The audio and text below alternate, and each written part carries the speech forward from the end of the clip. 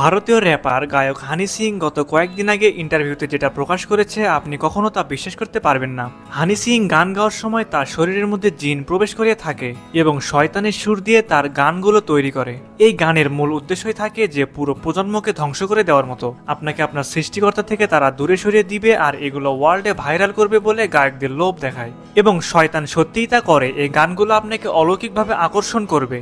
হানি সিং আরও বলেন, জিন প্রবেশ করানোর ফলে সে দীর্ঘদিন একটি রোগে ভুগে যায়, ফলে তার পরবর্তীতে গানে আসতে অনেক লেট হয়। সে আরও জানায় সে আর এরকম কিছু করবে না, সে তার সৃষ্টিকর্তার দিকে ফিরে এসেছে এবং এটি থেকে সম্পূর্ণ বিরত থাকবে বলে সে ইন্টারভিউতে জানায়। আমি কখনো এত সময় নিয়ে কারো ইন্টারভিউ দেখি নাই, কালকে হানি সিং এর ইন্টারভিউ আমাকে অবাক করলো। তবে এতটুকু জানলাম এর আগেও ওয়ার্ল্ডে বড় বড় রেপাররা ওই শয়তানের পূজায় লিপ্ত থাকতো এবং পরবর্তীতে তারা বেশি দিন বাঁচতে পারেনি, কারণ তারা এর থেকে বের হয়ে আসতে পারেনি এবং তাদের অকাল মৃত্যু ঘটেছে। শয়তান এখনো পৃথিবীতে তার শক্তি পরিচালনার জন্য চেষ্টা করছে। তাদের টার্গেট থাকে বড় বড় সেলিব্রিটিদের দিকে, যাদের পথভ্রষ্ট করতে চায়। তাই গান শোনায় আমাদের সতর্ক হওয়া উচিত। গান তো এমনিতে হারাম, বিনোদনের জন্য আরো অনেক মাধ্যম আছে।